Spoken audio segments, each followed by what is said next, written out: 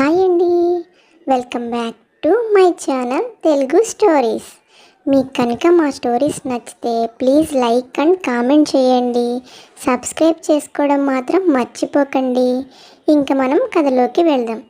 అనగనగా రామాపురం అనే ఒక గ్రామంలో రమేష్ తన తల్లి కాంతమ్మ, చెల్లెలు కమలతో కలిసి ఉండేవాడు.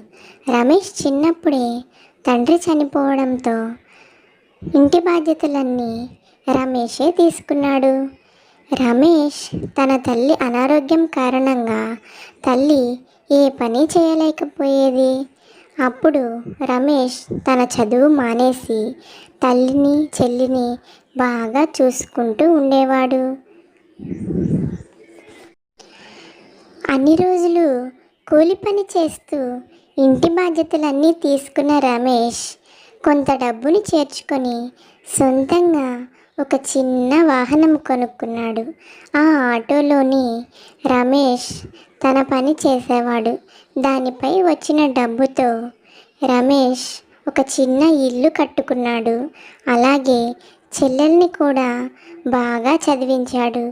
రమేష్కి చదువు అంటే చాలా ఇష్టం. కానీ చిన్నప్పుడు తన తండ్రి లేకపోవడంతో కుటుంబం బాధ్యత అంతా రమేష్పై పడడంతో తను చదువుకోలేకపోయాడు. కానీ తన చెల్లెల్ని మాత్రం రమేష్ బాగా చదివించాడు. ఒకరోజు కాంతమ్మ రమేష్ని కమలను పిలిచి రమేష్తో ఇలా మాట్లాడుతుంది. నాన్న రమేష్, ఇన్ని రోజులు తల్లిగా నన్ను పోషించావు, చెల్లిని పోషించడమే కాకుండా బాగా చదివించావు, కష్టపడి ఈ స్థాయికి వచ్చావు. ఈరోజు మనకి దేనికి లోటు లేదు నాన్న. అందుకే నువ్వు ఎప్పుడు మా కోసమే ఆలోచించావు, కానీ ఎప్పుడు నీ కోసం నువ్వేం ఆలోచించలేదురా. నీకు వయసు చాలా వచ్చేసింది, నీ చెల్లెలకు కూడా పెళ్ళిడుకు వచ్చేసింది. ముందుగా నువ్వు పెళ్లి చేసుకుంటే కానీ నీ చెల్లికి పెళ్లి చేయలేము. ఎందుకంటే తండ్రి లేడు, అన్నా వదనలే కదా కన్యాదానం చేయవలసింది. ఇంతలో కమల, అన్నయ్య నువ్వేం మాట్లాడుతున్నావు? ఎప్పుడు నువ్వు అమ్మ గురించి నా గురించే ఆలోచిస్తావా? నీ గురించి నువ్వు ఆలోచించుకోవా? అయినా ఇప్పుడు నా పెళ్ళికి ఏం తొందర వచ్చింది? నేను నీకన్నా చిన్నదాన్ని, నువ్వు నాకన్నా వయసులో పెద్దవాడివి. న్యాయంగా ముందు నీ పెళ్ళే జరగాలి. అయినా అమ్మ చెప్తుంది కదా, నువ్వు పెళ్లి చేసుకుంటే కానీ కన్యాదానం చేయడానికి నువ్వు వదిన కలిసి నా పెళ్లి చేయాలి అని. ఎందుకన్నయ్య అలా మొండి పట్టు పడుతున్నావు? ఇంకా నువ్వేం చెప్పినా నేను వినను. నువ్వు పెళ్లి చేసుకొని తర్వాత నా పెళ్లి చేయాల్సిందే అంటుంది. కమల చిన్నప్పటి నుంచి గారాబంగా పెరుగుతుంది, పైగా మొండిది. ఈ విషయం తెలిసిన రమేష్ ఏం మాట్లాడకుండా సరే అన్నట్టుగా తల ఊపుతాడు. అప్పుడు కమల, అది అలా ఉండాలి, నేను చెప్తే ఏదైనా జరగాల్సిందే అంటుంది. అది నిజమేనమ్మా, కానీ చెల్లెల పెళ్లి బాధ్యత నా మీద ఉన్నప్పుడు నేను ఎలాగ పెళ్లి చేసుకుంటాను? వచ్చే అమ్మాయి మన కుటుంబ బాధ్యతలన్నీ అర్థం చేసుకుంటుందో లేక మన కుటుంబంలో గొడవలు పెడుతుందో నాకెలా తెలుసమ్మా? అందుకే నేను ముందుగా చెల్లెలకే పెళ్లి చేసి తర్వాత నేను పెళ్లి చేసుకుందాం అనుకుంటున్నాను. ఇంకా ఈ విషయంలో నన్నేం అడగొద్దమ్మా. ముందు చెల్లెలకి ఈ సంవత్సరం చదువైపోనివ్వు, తర్వాత మంచి సంబంధం చూసి ముందుగా చెల్లెలి పెళ్లి చెయ్యాలి, తర్వాతే నా పెళ్లి సంగతి. అర్థమైందా అమ్మా అంటాడు. తల్లి ఏం మాట్లాడాలో తెలియక మౌనంగా ఉంటుంది. అనుకున్న ప్రకారమే కాంతమ్మ అన్న కూతురైన సువర్ణతో రమేష్కి పెళ్లి చేస్తారు. బయట సంబంధం అయితే ఆ అమ్మాయి ఇంటి పరిస్థితుల్ని అర్థం చేసుకుంటుందో లేదో అని సువర్ణతోనే పెళ్లి చేస్తారు. పెళ్ళి చాలా సింపుల్గా ఇంటి ముందే చేస్తారు. సువర్ణ చాలా మంచి అమ్మాయి. చిన్నప్పటి నుంచి రమేష్ కుటుంబం గురించి అన్ని విషయాలు తెలిసిన అమ్మాయి. పైగా కాంతమ్మకు సొంత మేనకోడలు. సువర్ణ అంటే ఆ ఇంట్లో అందరికీ చాలా ఇష్టం. సువర్ణ అంటే ఆ ఇంట్లోనే కాదు, ఆ బంధువుల్లో అందరికీ ఇష్టమే. ఇదిలా ఉండగా సువర్ణ తొందరగానే ఇంట్లో అందరితో కలిసిపోయింది. ఇంట్లో మనిషిలాగే ఉండిపోయింది. రమేష్ కమలకి ఏం తెచ్చినా సువర్ణకు కూడా అదే తెచ్చేవాడు. సువర్ణకి ఏం తెచ్చినా కమలకి కూడా అదే తెచ్చేవాడు. రమేష్ సువర్ణని కమల్ని ఇద్దరిని ఒకలాగే చూసేవాడు. ఇలా ఇంట్లో చాలా ఆనందంగా జరిగిపోయేవి. కమల చదువు కూడా పూర్తవటం ప్రారంభించింది. సువర్ణ కమల అయితే వదిన మరదలలా కాకుండా సొంత అక్క చెల్లెలాగా ఉండేవాళ్ళు. సువర్ణ కమల ఇద్దరు చాలా స్నేహంగా ఉండేవాళ్ళు. వీరిద్దరికీ చిన్నప్పటి నుంచే స్నేహం ఉండేది. అయితే ఇది చూసి ఇరుగు పొరుగు వాళ్ళందరూ చాలా అసూయపడేవాళ్ళు. కాంతమ్మ కూడా చాలాసార్లు అనుకునేది, సువర్ణ చాలా మంచి అమ్మాయి, ఇంట్లో చాలా బాగా కలిసిపోయిందని. కమల కొంచెం గర్వంతో ఉన్నప్పటికీ సువర్ణ కమల చెప్పినట్టే వింటూ కమలకు అనుగుణంగా నడుచుకుంటూ ఇంట్లో ఎలాంటి గొడవలు లేకుండా చాలా సాఫీగా జీవితాన్ని గడిపేవాళ్ళు. ఇదిలా ఉండగా కమల చదువైపోవడంతో పెళ్లి సంబంధం చూస్తారు కమలకి. అప్పుడు సువర్ణ కమలని పిలిచి కమలను ఇలా అంటుంది, కమల, నీకు మీ అన్నయ్య మంచి పెళ్లి సంబంధం తీసుకొని వచ్చాడమ్మా. అబ్బాయి సాఫ్ట్వేర్, నెలకి 50,000 శాలరీ. అబ్బాయి చాలా మంచివాడు, ఒక్క చెడలవాటు కూడా లేదు. అబ్బాయి వాళ్ళు మాకు చుట్టాలే. అబ్బాయి గురించి నాకు అన్ని విషయాలు తెలుసమ్మా. పైగా కట్నం ₹1 కూడా తీసుకోనని చెప్పాడు. అబ్బాయి చాలా అందంగా ఉంటాడు. వాళ్ళ సైడ్ నుంచి ఏమి ఇబ్బంది లేదమ్మా. వాళ్ళకి నువ్వు నచ్చావు.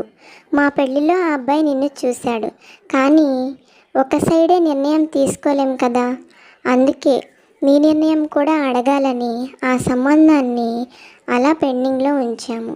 ఇప్పుడు నీ నిర్ణయాన్ని కనుక నువ్వు చెప్తే వాళ్ళకి ఏ సమాధానం చెప్తామని సువర్ణ అడుగుతుంది. నాదేముంది వదిన, మా అన్నయ్య తీసుకొచ్చాడంటే నాకు మంచి సంబంధమే తీసుకొస్తాడు.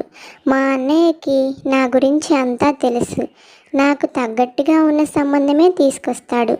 ఈ ఇంట్లో ఉన్నప్పుడే నన్ను ఇంత బాగా చూసుకున్నాడంటే అత్తారింటికి పంపించేటప్పుడు అక్కడ కూడా అన్నీ చూసే ఉంటారు. చెప్పావు కదా అబ్బాయి సాఫ్ట్వేరు, 50,000 శాలరీ అని. ఇంకేముందిలే వదిన, అబ్బాయిని చూడాల్సిన అవసరం ఏమీ లేదు. డబ్బున్న సంబంధం కాబట్టి నేను ఆ అబ్బాయిని పెళ్లి చేసుకుంటాను. హాయిగా ఫ్రిడ్జ్లు, వాషింగ్ మిషన్లు, ఏసీ, ఇలా నా జీవితం బాగానే ఉంటుందని నాకు అర్థమవుతుంది అని చెప్పి కమల ఆ పెళ్ళికి ఒప్పుకుంటుంది. పెళ్ళి ఏర్పాట్లు చేస్తారు. కట్నం కూడా ఇవ్వటం లేదన్న రమేష్ పెళ్ళి మాత్రం చాలా గ్రాండ్గా చేయాలని చాలా డబ్బు ఖర్చు పెట్టి పెళ్ళి గ్రాండ్గా ఫంక్షన్ హాల్లో చేస్తాడు. పెళ్ళి కొడుకు చాలా మంచివాడు, చాలా సౌమ్యుడు. అతనికి కమల అంటే చాలా ఇష్టం. అందువలన కట్నం లేకపోయినా సరే అతను కమలని పెళ్లి చేసుకున్నాడు. కమల అత్తింటి వారు కూడా చాలా మంచివారు. కానీ కమల వాళ్ళు తన భర్త ఉద్యోగరీత్యా వేరే ఊర్లో కాపురం ఉండాల్సి వచ్చింది. తర్వాత ఏం జరిగిందో ముందు ముందు చూద్దాం.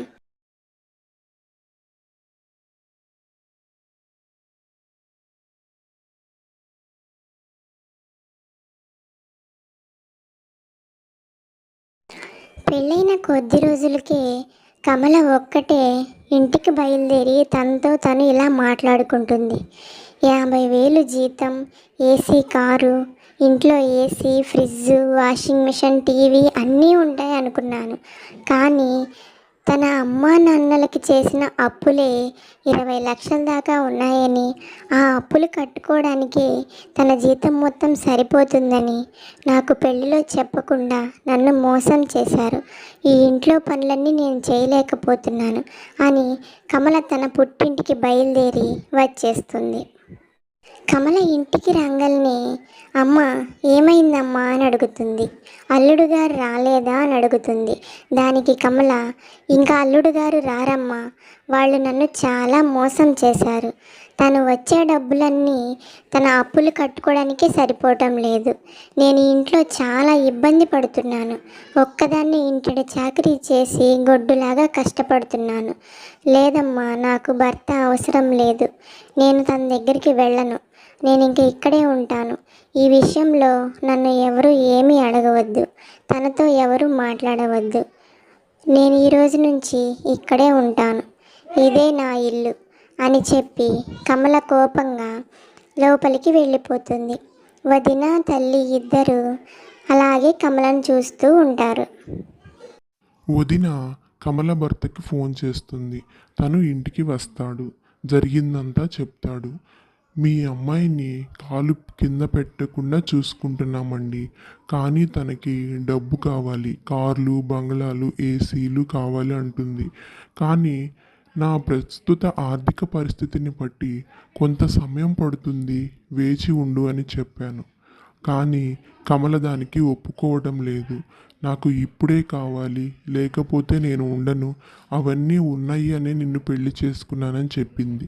సర్ది చెప్పి పంపించండి అని అక్కడి నుంచి వెళ్ళిపోతాడు. సువర్ణ భర్తని అత్తని పిలిచి జరిగిందంతా చెప్తుంది. కమల తన మూర్ఖత్వంతో మంచి కాపురం నాశనం చేసుకుంటుంది.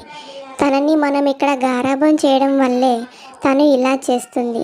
కాబట్టి ఈ రోజు నుంచి నేను ఏం చేసినా ఏం మాట్లాడినా మీరేం మాట్లాడద్దు. నేను ఏం చేసినా కమల మంచి కోసమే చేస్తాను. కమలని జీవితాన్ని బాగుపరచడం కోసమే చేస్తాను అన్న ఒక్క విషయం గుర్తుపెట్టుకోండి. మీరు సైలెంట్గా ఉండండి. ఏం చేయాలనుకుంటున్నానో అని ఆ ప్లాన్ ఇద్దరికీ చెప్తుంది. వాళ్ళు కూడా తన కూతురి కాపురం బాగుపడుతుందన్న సంతోషంతో సరే అంటారు. ఇక ఆ రోజు నుంచి వదిన ఏం చేయాలనుకుందో అది చేస్తుంది. ఆ రోజు నుంచి వదిన అయిన దానికి కాని దానికి ఎప్పుడూ కమల మీద విసుక్కుంటూనే ఉంటుంది. ఇంటి పనంతా చేయమంటుంది. ఇంట్లో ఊరక ఎవరు తిండి పెట్టరు అని అంటుంది. ఇలా రోజు ఏదో ఒక వంకతో కమలను తిడుతూనే ఉంటుంది. పని చేస్తే పని సరిగ్గా చేయలేదంటుంది. పని చెయ్యకపోతే పని చెయ్యమని తిడుతుంది.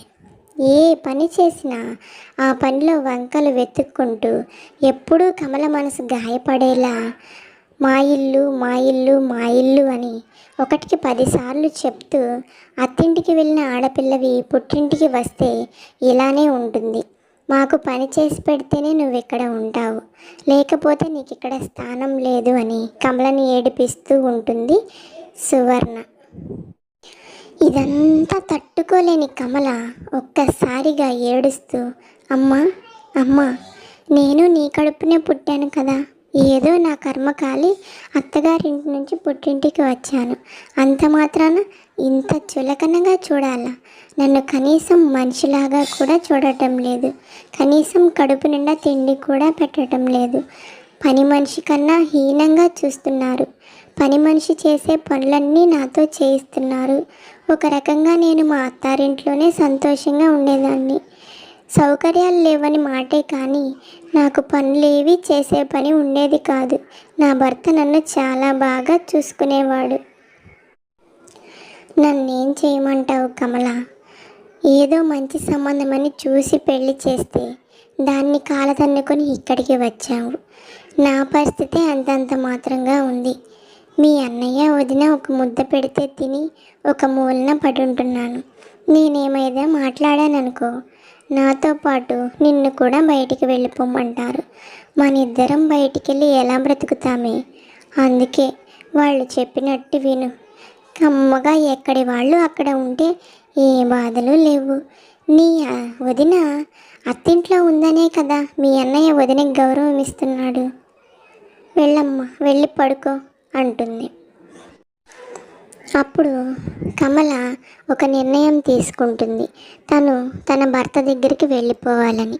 అదే విషయాన్ని తల్లికి వదినకి చెప్తుంది. నా భర్త ఎంత మంచివాడో ఈ ఇంటికి వచ్చిన తర్వాతే నాకు తెలిసింది. నేను నా భర్తని వదులుకోవాలనుకోవట్లేదమ్మా. నన్ను నా భర్త దగ్గరికి తీసుకొని వెళ్ళండి. నేను నా భర్త దగ్గరే ఉంటాను అని తల్లితో చెప్పి బాధపడుతుంది. దానికి తల్లి వదిన పైకి చెప్పకపోయినా మనసులో చాలా సంతోషపడతారు. దీనికోసమే కదా మేము ఇదంతా చేసిందని మనసులోనే అనుకుంటారు. ఆ తర్వాత రోజు అన్నయ్య వదిన కమలను తీసుకొని భర్త దగ్గరికి వెళ్తారు. అప్పుడు వదిన, తమ్ముడు, కమల ఏదన్నా తప్పు చేసి ఉంటే కమలని క్షమించు. కమల చాలా చిన్నపిల్ల. తనది చిన్నపిల్లల మనస్తత్వం. తను చాలా గారాబంగా పెరిగింది. అందుకే నీ దగ్గర అలా ప్రవర్తించింది. కమల గురించి ఏమీ తప్పుగా అనుకోకు. కమలని క్షమించు, తనని దగ్గరికి తీసుకో అని చెప్పి వదిన కమల గురించి చాలా మంచిగా కమల వాళ్ళ భర్తకి చెప్తుంది. అదంతా చూసి కమల ఆశ్చర్యపోతుంది. అప్పుడు కమల భర్త, అయ్యో మీరు అలా అనకండి, నాకు కమల గురించి తెలుసు. అందుకే ఇన్ని రోజులు నేను కమల కోసం ఎదురు చూస్తూనే ఉన్నాను. మా అమ్మా నాన్నకు కూడా ఈ విషయం నేను చెప్పలేదు. కమల అంటే నాకు చాలా ఇష్టమని మీకు తెలుసు కదా అని చెప్పి తను కూడా అంటాడు. కమలకి కళ్ళల్లో నీళ్లు వస్తాయి. తన గురించి అందరూ ఇలా అనుకుంటున్నప్పుడు గర్వంతో అహంకారంతో నేను ఎంత తప్పు చేశానా అని చెప్పి కమల చాలా బాధపడుతుంది. ఇంత మంచి భర్తన నేను దూరం చేసుకోవాలనుకున్నాను అనుకుంటుంది. కానీ కమలకి తన వదిన ఎందుకు అలా ప్రవర్తించింది, ఇప్పుడు ఎందుకు తన గురించి ఇలా మంచిగా చెప్తుంది అనే విషయం మాత్రం అర్థం కాలేదు. రమేష్ కూడా ఏమీ మాట్లాడు. అప్పుడే రమేష్ ఇలా అంటాడు, ఆగండి ఆగండి, మీరందరూ మంచివాళ్ళు అనిపించుకున్నారు, కానీ అసలు విషయం మీకు చెప్పాలి కదా. మీ వదిన ఆడిన నాటకం వల్లే నువ్వు ఇప్పుడు నీ భర్త దగ్గరికి వచ్చావమ్మా. నిన్ను ఇంట్లో తిట్టింది, భోజనం పెట్టకుండా ఉంచింది, పనులు చేపించింది. అన్నీ ఎందుకు అంటే నువ్వు నీ భర్త విలువ తెలుసుకొని నీ భర్త దగ్గరికి వస్తానని నీ అంతటి నువ్వు అడగాలనమ్మా. ఇప్పుడైనా అర్థమైందా మీ వదిన మంచిది చెడ్డది కాదు అని అంటాడు. అప్పుడు కమల వదిన ఇద్దరు కలిసిపోతారు. హాయ్ ఫ్రెండ్స్, మా వీడియోస్ కనుక నచ్చితే వీడియోస్ లైక్ చేయండి, షేర్ చేయండి, సబ్స్క్రైబ్ చేసుకోవడం మాత్రం మర్చిపోకండి. ఎలాంటి వీడియోస్ కావాలో కామెంట్ చేయండి.